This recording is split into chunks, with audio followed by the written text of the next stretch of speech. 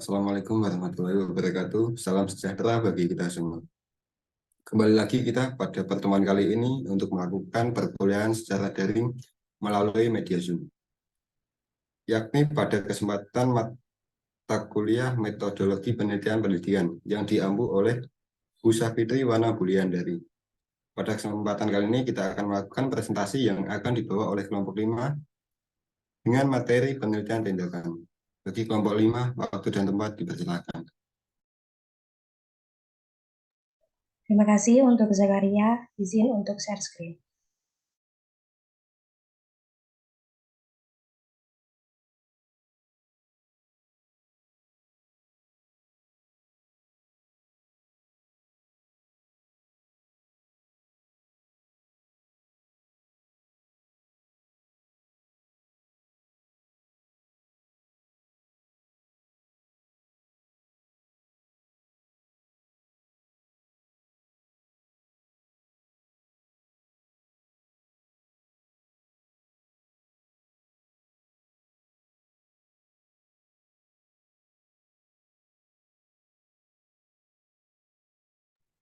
Apakah sudah terlihat?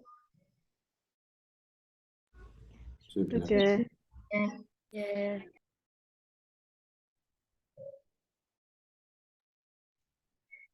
Baik, Assalamualaikum warahmatullahi wabarakatuh. Selamat pagi dan salam sejahtera untuk kita semua. Yang kami hormati Ibu Safitri Wana Buliandari selaku dosen pengampu mata kuliah metodologi penelitian pendidikan dan teman-teman semua yang saya sayangi dan yang saya banggakan. Di sini kami akan mempresentasikan materi mengenai penelitian tindakan kelas. Sebelumnya, perkenalkan anggota kelompok kami. Yang pertama yaitu Ade Nasiha Balkis dengan NIM 202135007.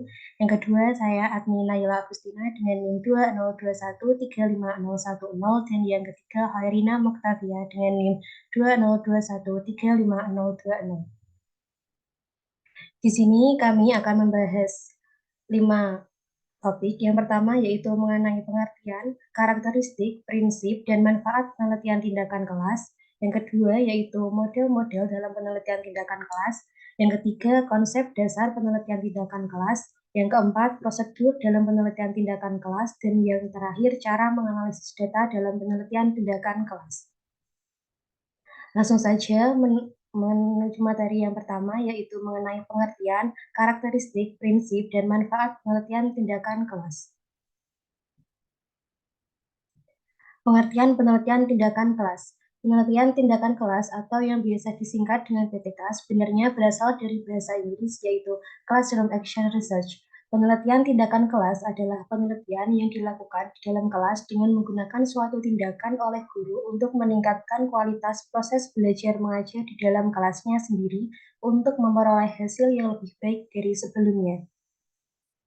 Selanjutnya, karakteristik penelitian tindakan kelas. Yang pertama yaitu dirancang dan dilakukan oleh guru untuk menanggulangi masalah-masalah yang ditemukan di kelas. Yang kedua, dilakukan dengan menerapkan tindakan tertentu untuk memperbaiki proses belajar mengajar di kelas. Yang ketiga, penelitian tindakan kelas dilakukan secara evaluatif dan reflektif. Yang keempat, dapat dimanfaatkan untuk meningkatkan kinerja guru, terutama peningkatan kemampuan guru dalam kegiatan belajar mengajar. Yang kelima, dapat dilaksanakan secara fleksibel. Yang keenam, hasil dari penelitian tindakan kelas tidak dapat digeneralisasikan atau bersifat konseptual dan situasional. Yang ketujuh, dapat dilaksanakan secara individual oleh guru atau secara kolaboratif oleh beberapa orang guru. Dan yang terakhir, penelitian tindakan kelas merupakan penelitian yang bersifat informal.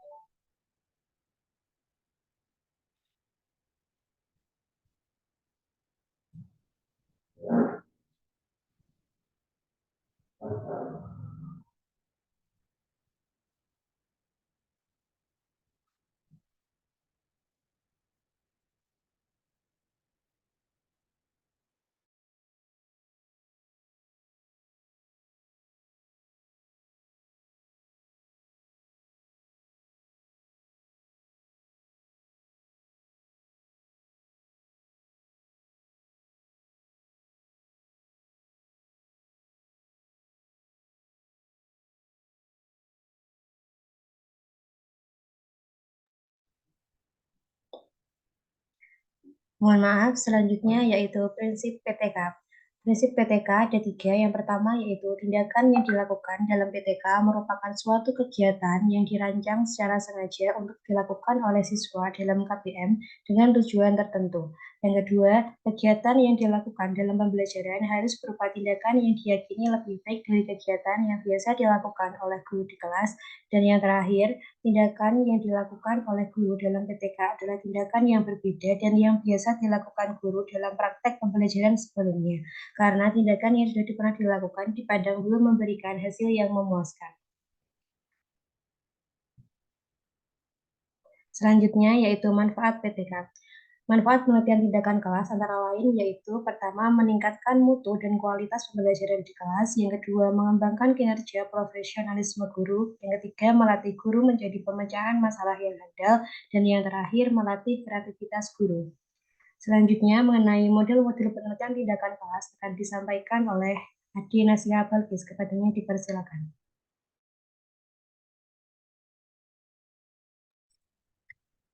Kedua, model-model dalam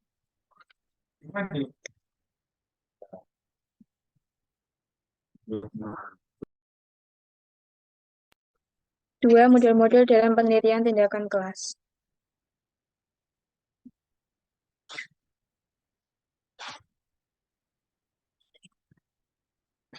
Model Kurt-Lewin.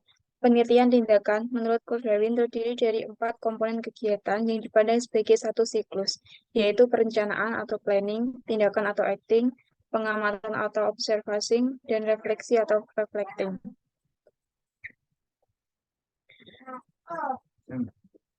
Model Kemis dan MC Tucker.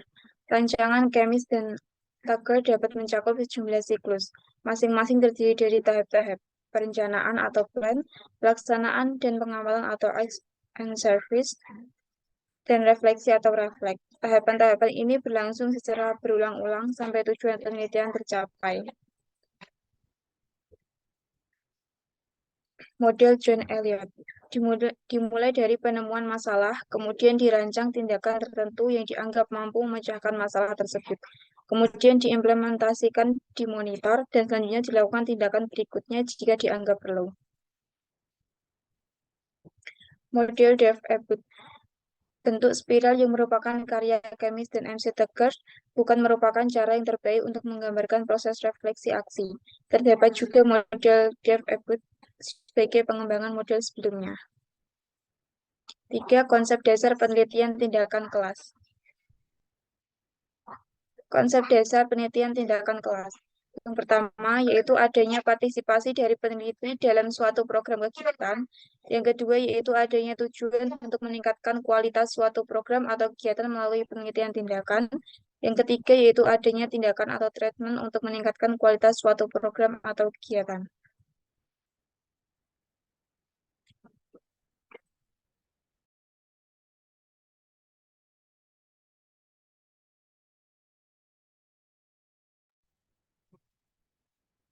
Selanjutnya akan dijelaskan oleh Khairina Muktafiyah.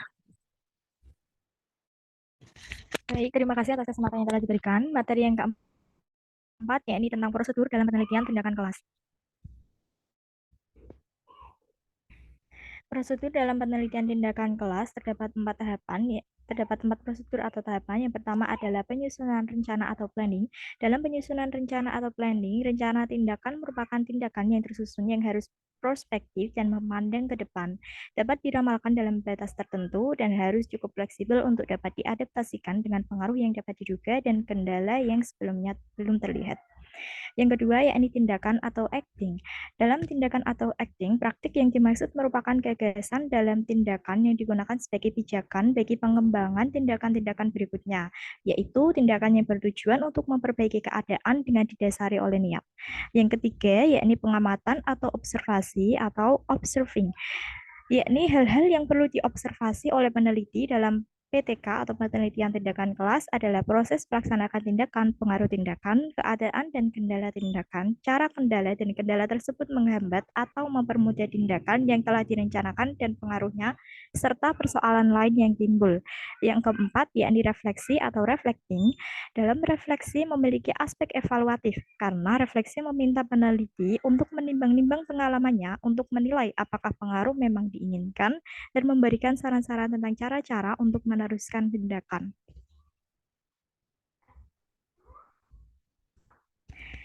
Selanjutnya materi kelima, yakni cara menganalisis data dalam penelitian tindakan kelas. Dalam penelitian tindakan kelas, posisi PTK dilihat dari jenis penelitian kualitatif dan kuantitatif. Perbedaannya dari penelitian kualitatif, desain penilaiannya lebih fleksibel, sedangkan dalam penelitian kuantitatif, desain penelitian ditentukan terlebih dahulu oleh peneliti. Yang kedua, yakni pada penelitian kualitatif, penekanan pada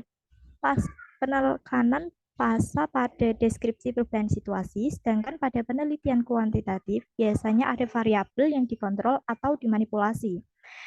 Dalam penelitian kualitatif juga sulit mengontrol variabel hasil interpretasi dari berbagai sudut pandang, sedangkan pada penelitian kuantitatif pada umumnya hasil diolah menggunakan statistik atau yang kita kenal dengan SPSS. Reduksi selanjutnya adalah reduksi data. Proses reduksi data mencakup refleksi, menetapkan fokus, menyederhanakan, membuat abstraksi, dan melakukan transformasi data yang diperoleh selama observasi, misalnya pada catatan lapangan. Hal yang perlu dilakukan oleh peneliti ketika melakukan reduksi data selama proses pengumpulan data, yakni dengan membuat rangkuman, membuat kode, mengelompokkan data, membuat batasan, dan menulis memo. Berikut gambar di samping merupakan contoh dari reduksi data. Terdapat kode, log pengajaran, serta catatan pinggir.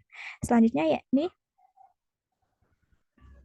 pemaparan atau display data. Dalam pemaparan atau display data, aktivitas yang dilakukan yakni dengan mengumpulkan semua data yang telah diperoleh dan melakukan refleksi tentang apa yang dapat dijelaskan menggunakan data tersebut. Strategi umum dalam pemaparan data yang dikemukakan oleh Bogdan dan Bickley 1992, Miles dan Huberman 1994, dan Walcott 1994 adalah sebagai berikut, yakni dalam Bogdan dan Bickley buat kontras dan perbandingan dalam strategi pemasaran datanya. Sedangkan pada Miles dan Huberman dengan membuat bagan atau tabel, matrik, dan grafik, dan pada Walcott strategi pemaparan datanya dengan membuat tabel, bagan angka-angka, perbandingan, bandingkan dengan ukuran standar. Selanjutnya yakni penarikan kesimpulan dan verifikasi. Untuk dapat membuat kesimpulan yang sesuai dengan pertanyaan peneliti, peneliti sebelumnya harus memeriksa apakah data yang dikumpulkan masih relevan dan terkait dengan rumusan masalah atau pertanyaan peneliti yang telah ditetapkan. Selanjutnya, yakni analisis data kuantitatif. Dalam analisis data kuantitatif, terdapat berbagai teknik pengumpulan data. Dalam teknik pengumpulan data, yakni ada wawancara, pengamatan, angket, dan dokumentasi. Dalam wawancara, terdapat dua macam, yakni tidak simetris dan simetris. Pada pengamatan, terdapat dua cara, yakni tidak langsung dan langsung. Dalam angket, terdapat dua cara, yakni tertutup dan terbuka, sedangkan dalam dokumentasi terdapat tiga cara, yakni tercetak, tergambar, dan terekam. Analisis data kuantitatif yang sederhana adalah dengan menggunakan statistik deskriptif. Statistik deskriptif merupakan statistik sederhana dan pada umumnya digunakan untuk pengajian data penelitian. Beberapa analisis statistik deskriptif yakni sebagai berikut. Yang pertama, distribusi frekuensi. Distribusi frekuensi merupakan penyajian data deskriptif yang menunjukkan frekuensi mutlak mengacu pada 90 kategori atau kelompok masalah tertentu. Penyajian distributif frekuensi ini disajikan berupa bilangan bulat.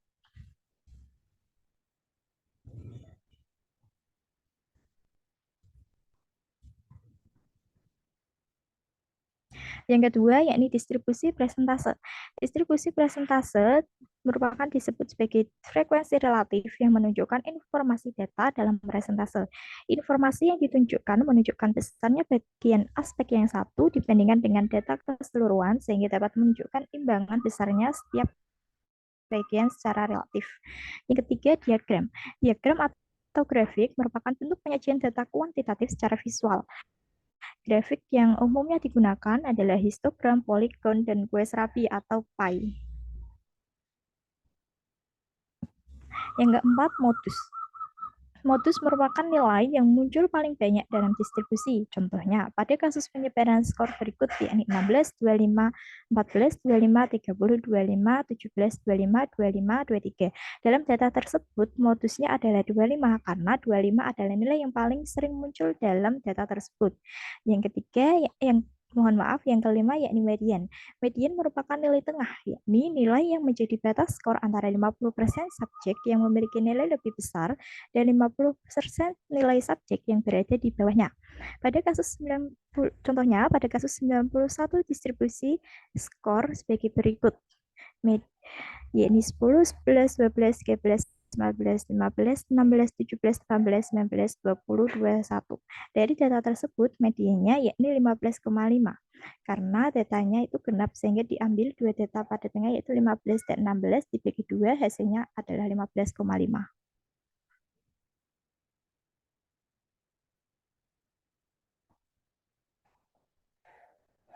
Selanjutnya yang keenam yakni mean.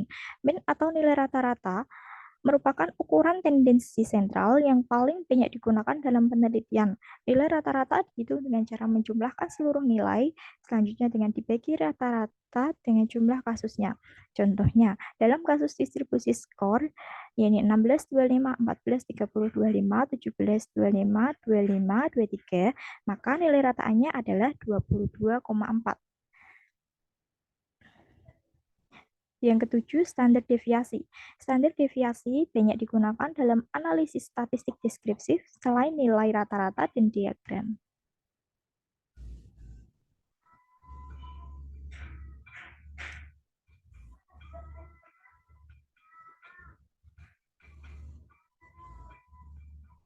Sekian presentasi dari kelompok kami. Mohon maaf apabila ada kesalahan kata. Bagi teman-teman yang ingin bertanya, dipersilahkan.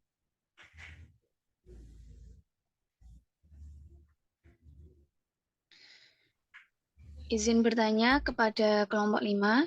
Sebelumnya perkenalkan, nama saya Erlin Norviani dengan NIM 202135009 dari kelompok 1. Pertanyaan saya di sini, apa yang menjadi tolak ukur keberhasilan suatu penilaian tindakan kelas dan hal apa yang mendasari perlunya dilakukan penilaian tindakan kelas pada pembelajaran? Terima kasih.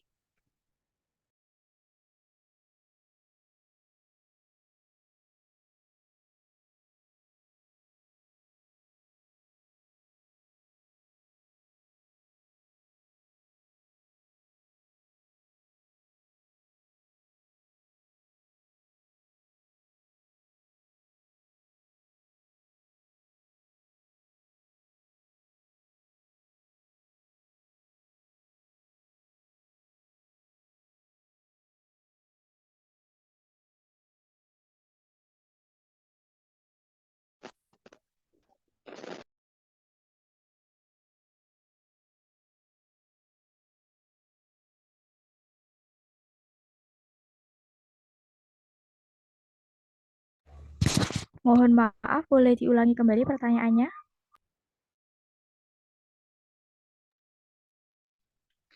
Apa yang menjadi tolak ukur keberhasilan suatu penilaian tindakan kelas dan hal apa yang mendasari perlunya dilakukan penilaian tindakan kelas pada pembelajaran? Baik, terima kasih. Hal yang menjadi pertanyaan pertama yakni tadi hal yang menjadi tolak ukur keberhasilan suatu penelitian tindakan kelas. Dalam penelitian tindakan kelas, keberhasilannya yakni terdapat beberapa indikator. Yang pertama, kemampuan anak dalam motorik halus dikategorikan berhasil dengan baik minimal 80%. Yang kedua, kemampuan anak dalam motorik halus dikategorikan sedang apabila hasil mencapai 50% sampai 79%. Dan kemampuan anak dalam motorik halus dikategorikan kurang apabila hasil mencapai 49% sampai ke bawah. Jadi, dalam penelitian tindakan kelas, tolak ukurnya yakni terdapat pada motorik halus yang dikategorikan dengan persenan tersebut. Pertanyaan yang kedua tadi adalah hal apa yang mendasari perlunya dilakukan penelitian tindakan kelas pada pembelajaran. Penelitian tindakan kelas dapat meningkatkan, hal tersebut dilakukan karena dapat meningkatkan kinerja guru sehingga menjadi profesional. Dengan melakukan tahapan-tahapan dalam penelitian tindakan kelas, guru mampu memperbaiki proses pembelajaran melalui suatu kajian yang mendalam terhadap apa yang terjadi di kelasnya. Mungkin cukup sekian jawaban dari kelompok kami. Bagaimana dengan Mbak Erli? Apakah sudah puas dengan jawabannya atau mungkin ada yang perlu ditanyakan kembali? Sudah, terima kasih. Baik, terima kasih. Untuk selanjutnya, waktu saya kembalikan kepada Komting, yakni Mas Zaki. Terima kasih kepada kelompok 5 yang sudah menyampaikan materi dengan baik.